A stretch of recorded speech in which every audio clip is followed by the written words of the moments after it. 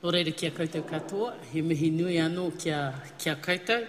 I find myself in a very interesting position this afternoon to be filling in a spot for our Dame, Iri Tana Hawhawirangi. And I find that quite a daunting thing right now, I can tell you. But and as well as this thing called this repertoire, Kathy tells me it's not a summary, it's not anything, it's just your whakaaro or thoughts of the day. And I want to start with the day and think about the people that have been here today and what taonga they have left us through their quarter, or at least what I've picked up. And Carl and the Families Commission, of course, I want to say thank you, for having the courage to actually continue to do this work. I've read in the papers, no more Māori research about Māori, but Māori research with Māori. So that for me, I want to say a big thank you to you and to Kathy and the people like Kahukore and all of those people that you have in the ministry, in the commission. Wow, that's interesting. Freudian slip. Maybe we're having a ministry of family, but those people who have worked alongside you and who will continue to work alongside you in this area of research. So, then I move on to our whanaunga Tariana and to our minister, and of course she is that whānau ora fundamentalist, and thank God that she is. I first met Tariana up the Wanganui River in about 1986, and I'd just come back. Mahara will remember. I'd been away overseas for 5.5 years, and I came home, and the Renaissance had started back there with the Kohanga Reo, and the land marches had happened, and the Springboks tour had happened while I was out of the country. It's amazing what happens when you leave home sometimes. But I came home almost to a different country, and certainly my own whānau and whanaunga were in a totally different space. And so I got into some community development work through our Women's Centre at home, as Mahara's alluded to. This work is not new to our women. So I find myself up at a Kaiwaiki marae, and there was Tariana and her whānau then actually doing some quite different things around economic development for Māori. And I remind her of this, because lately I was involved in some, or more recently I've been involved in some hui with her around social enterprise. And that has always been a baby of hers, and that's what she was doing with her whānau up the Wanganui River back in 86. They got in cars and they actually drove from house to house to house, getting $2 off this whānau, $2, and eventually you get 100 and then you get thousands, and that was going to be the basis for their economic development. So they were thinking ways beyond this paradigm way back then. So for her to be a whānau ora fundamentalist right now in this country and right now, in fact, on the planet, is probably a very, very key thing to where we are.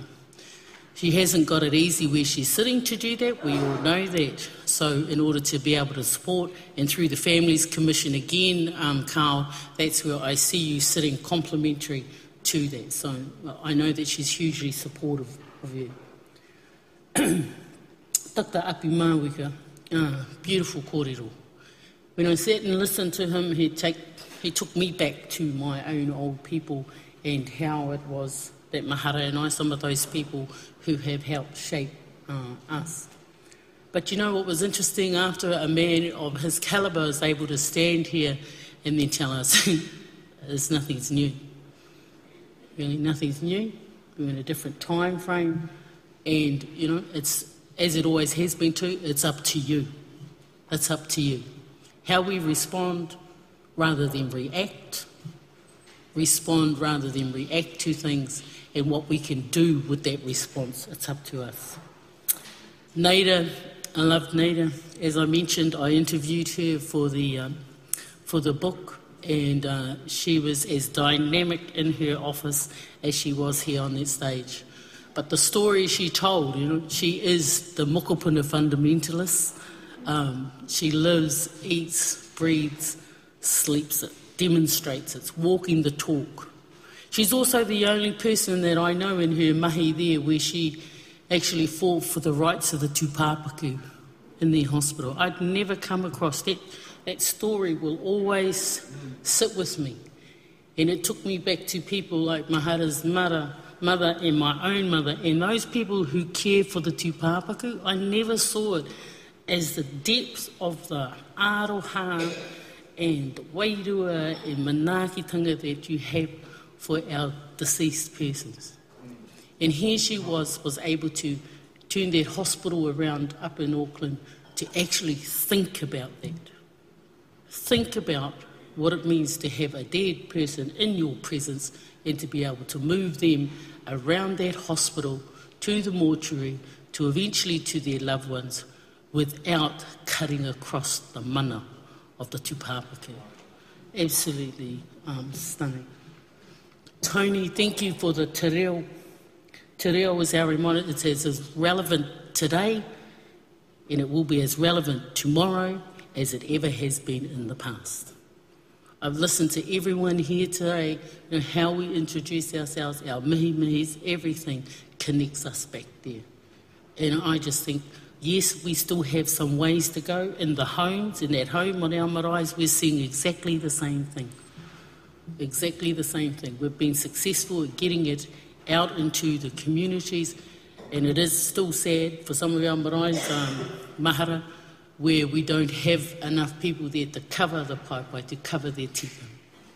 So, but thank you for the work that you did and that you continue to do. Bronwyn, you got the human side to me there, and I know a few others too. You know, the importance of literacy, you know, e ha tērā.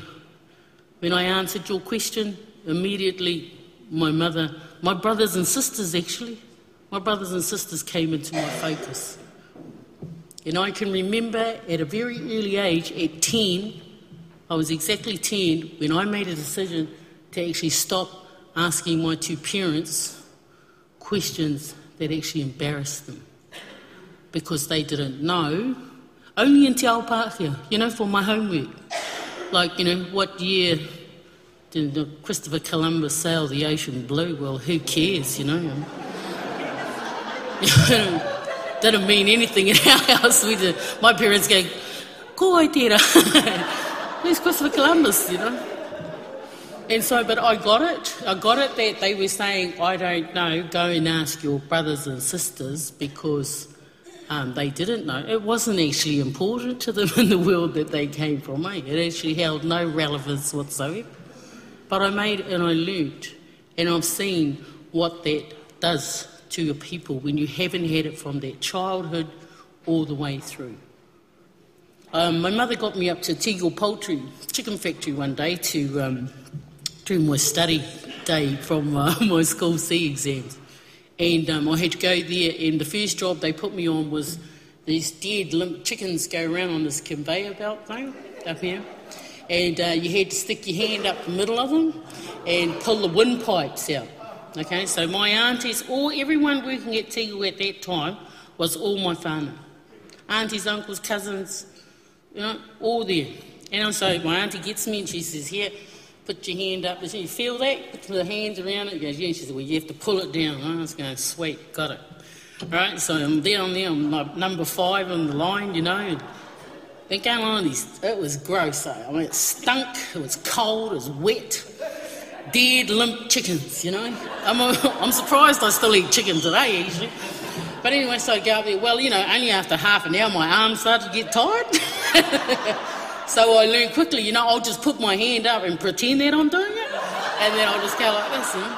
And then the next thing on my auntie Mama, Neru, down the one, she's going, every 5th one coming through with the windpipe. She knew exactly it was me.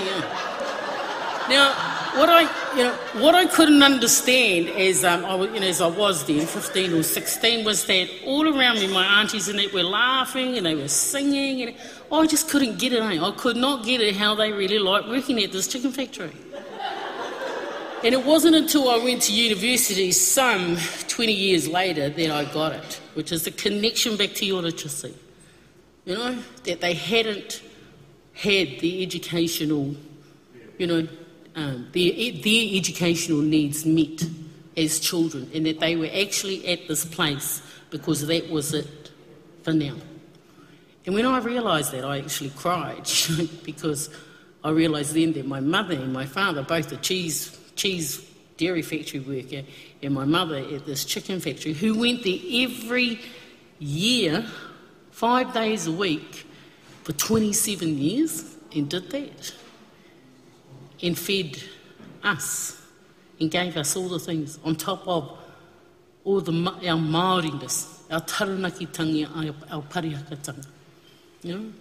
So, to you, Bronwyn Yates, you rock. And long may you keep rocking. Mahara, always as eloquent as ever. You know, for me it was just still our whakapapa in our survival. And the important thing, and that's what I'm going to go to with my little presentation here, is really about survival. And with our history and where we come from, and I think that's the great thing that my parents actually did do for us, is that they never talked about pariaka to us. I didn't grow up, you know. My parents, my grandparents are out of pariaka. And yet we never talked about what happened. They did not pass that maimai onto us. And I thank them for that, because I've seen what the impact of it. Not so that we wouldn't forget. How can you forget? My pi aka aka, every cell in my body is made up of that place and those people, as well as the militia, you know, our speckled kaiwa. You can't get away from whakapapa. It's it.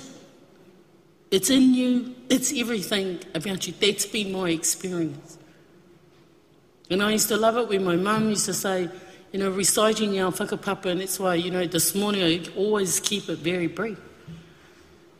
Because when you are the product of rape,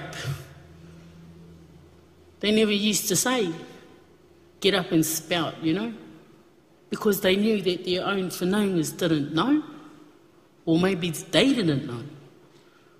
So the humility of a people to know that. What is that, eh? What is that?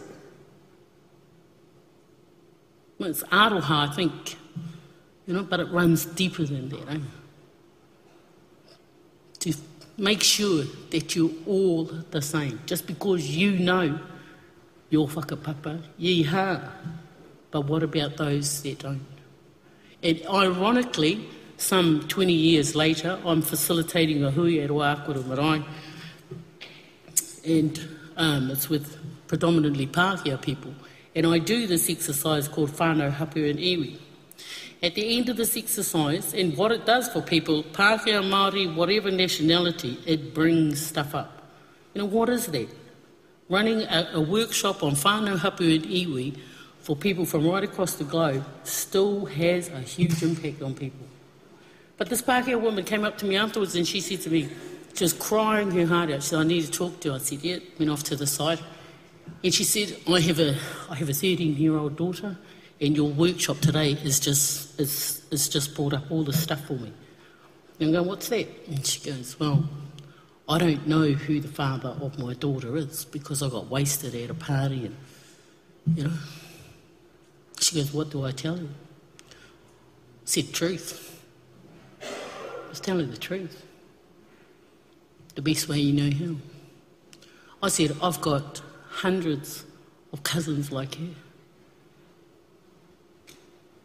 I don't know them, all of them, you know. So that seed, that kōrero about our whakapapa and our survival right on the button. So with that, so what? That's the question. I'm going to be able to show you a pictorial thing in a minute of my take now on how it is you come from that.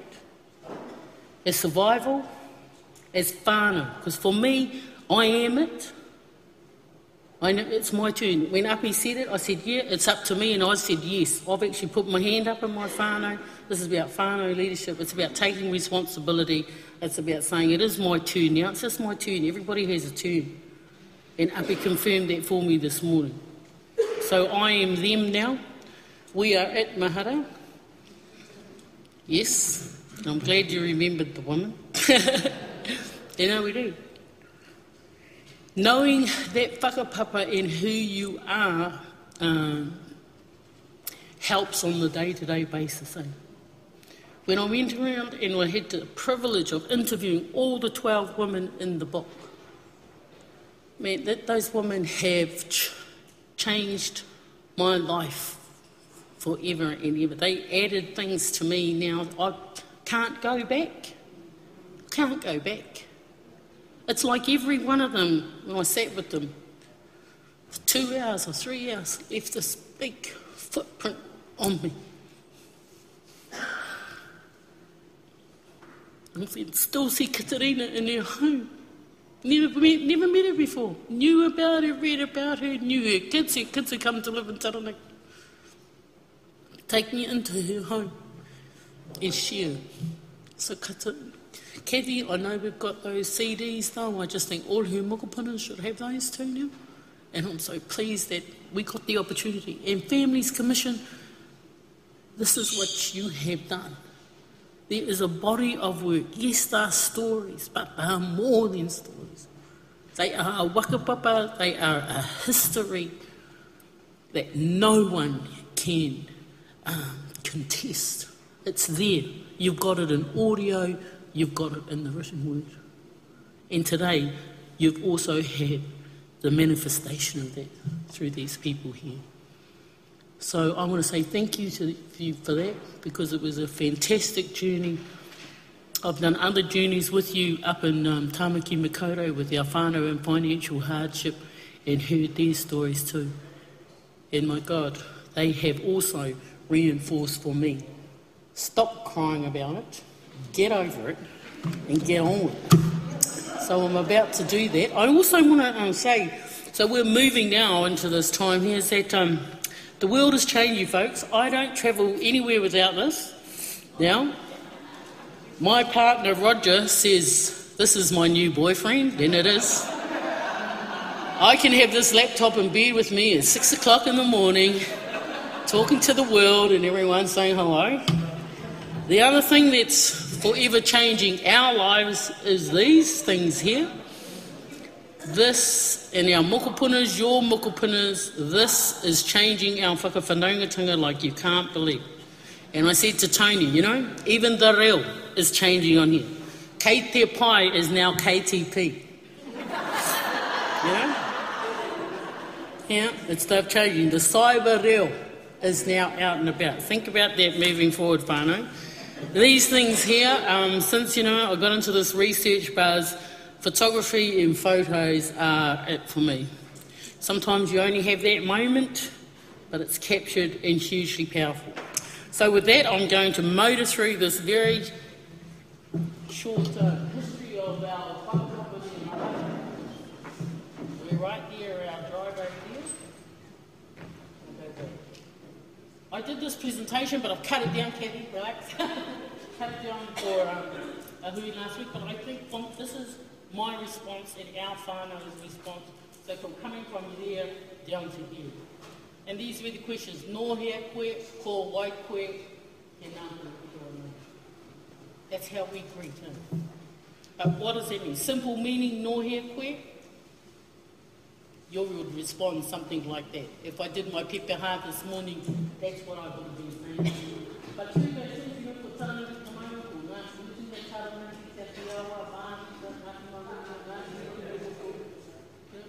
that's that whakapapa. It just doesn't go. They are the spaces that are coming from, the spaces. And you have your own spaces too. Notice I've also got my Irish Scottish and who knows where else. Speak of pilot, but embrace it, hey? When my Irish, Scottish and Māori all click in, look out. And both counts when I'm really happy and when I'm really brass, don't they? We only know what we know. We only know what we know. I don't know what else, so I do have to be careful. When Mahara was talking about it, here's it again, a symbol of a space that I come from. The raukura. I'm very rarely wear the raukura, hey Mahara, you know that. Because I know that the challenge is actually for me to actually walk it. And also, I'm not really always that peaceful. However, it reminds me that in certain situations, I have to watch myself. But that's those no hair koe. And who are these? Tohu Kākahi on the left, and Te Whiti o Rongomoa on the right.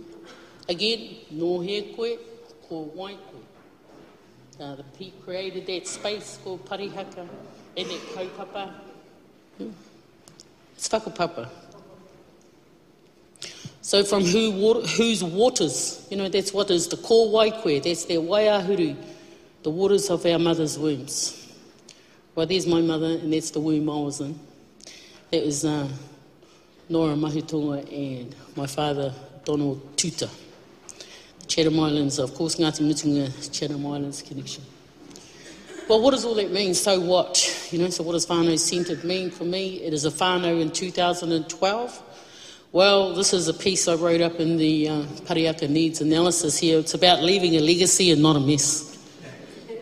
And I was thinking of changing my business name from Albatross Enterprises to actually Colleen's Cleaning Services.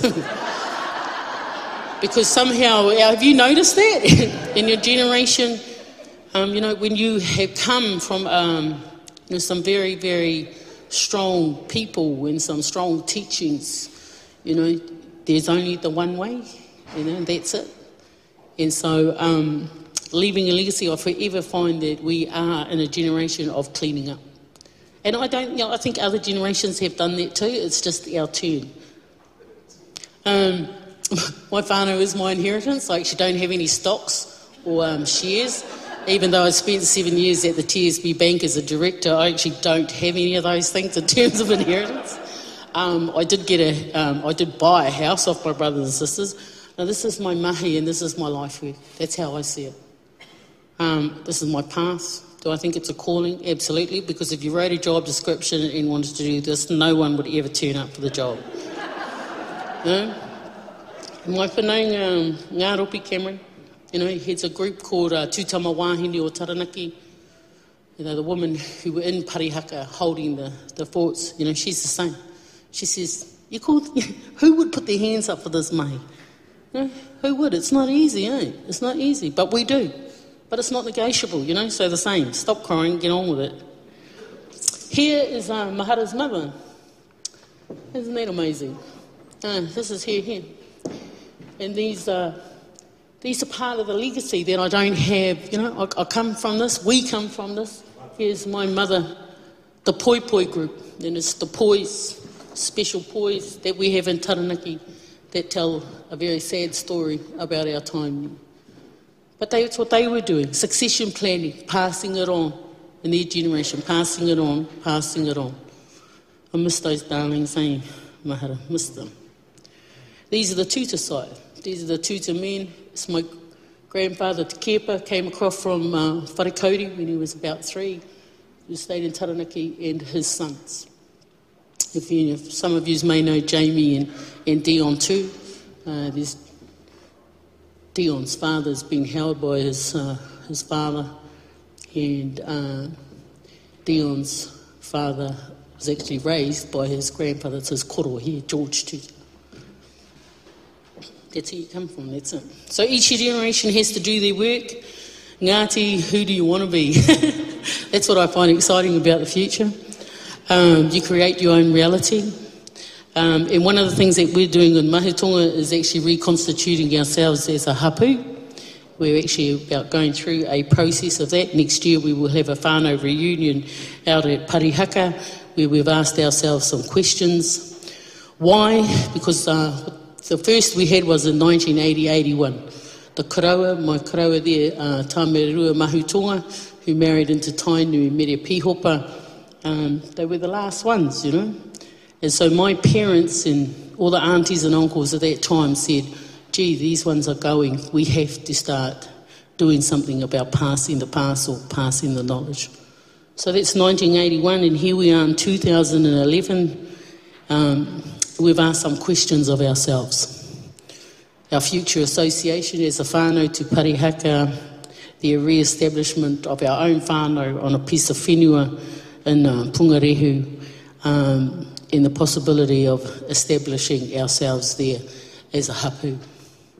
That's going to be an interesting journey because we have this thing called Te Ture Whenua Act. Some of you might know it. And it's as much an obstacle as it is an instrument. And so we're going to challenge some of that legislation as we proceed down this pathway. But that's an exciting time because, as I mentioned, we're 4 or 5 generations in now.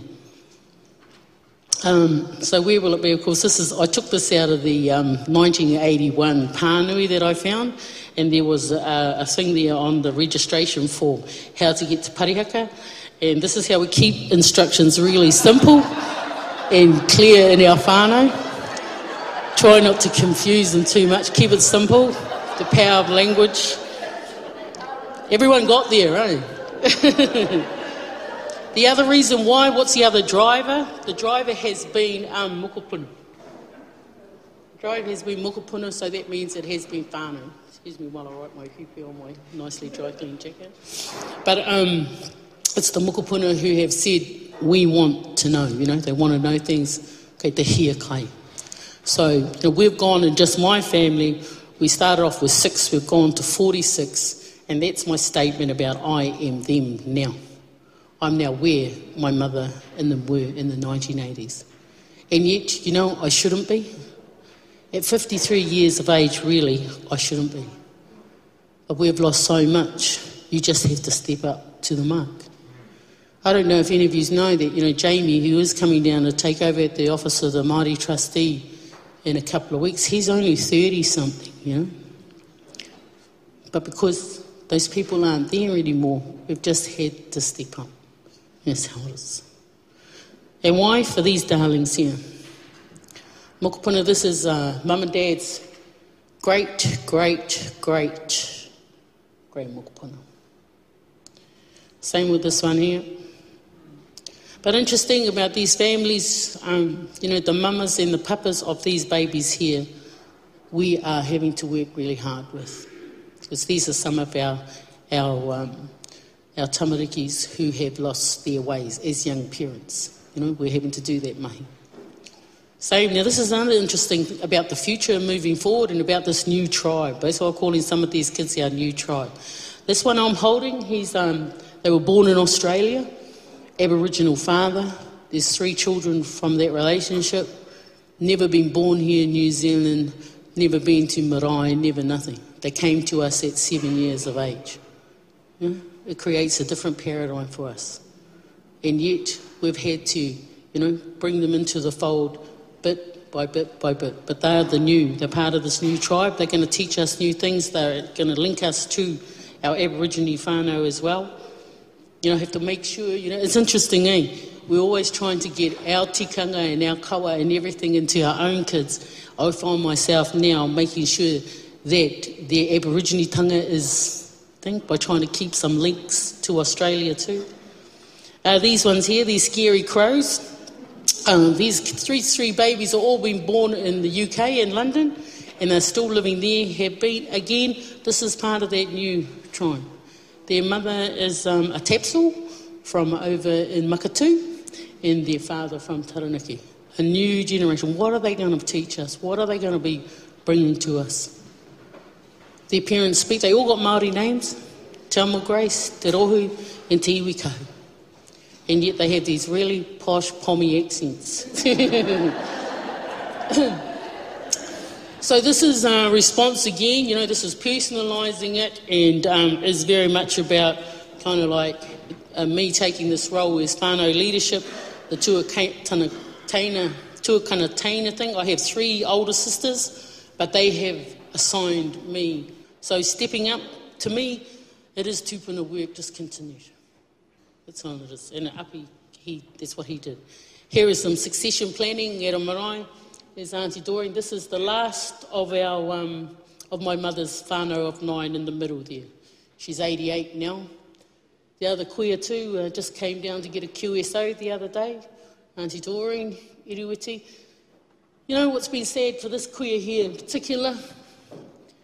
She had 9 children, and out of 9 children up until last year, 8 families of them were outside of New Zealand.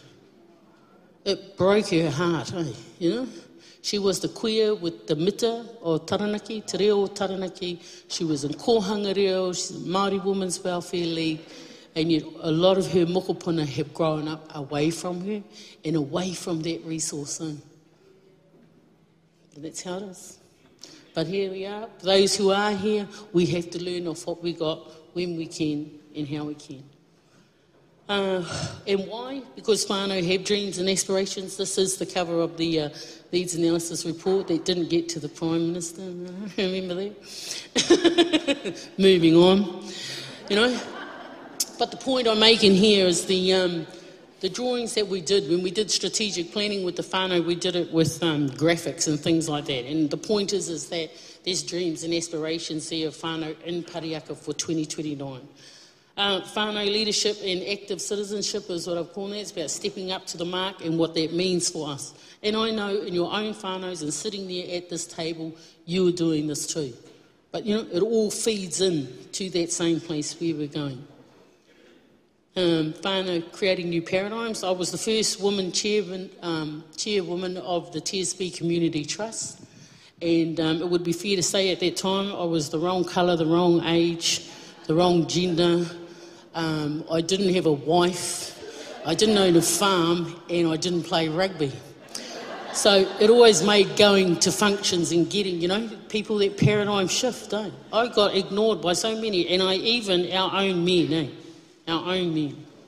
Got it, Kathy, we're just about there, dog. Rangatiratanga, well, you know, this is my second business, and the same, you do the do. I have been in business now for, like I said, a collection of 18 years.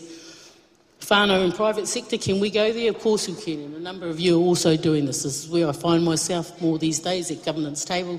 TSB Bank giving away around about $10-11 million a year of our dividend derived from the TSB Bank via the trust. You know, Tony, we talk about te reo.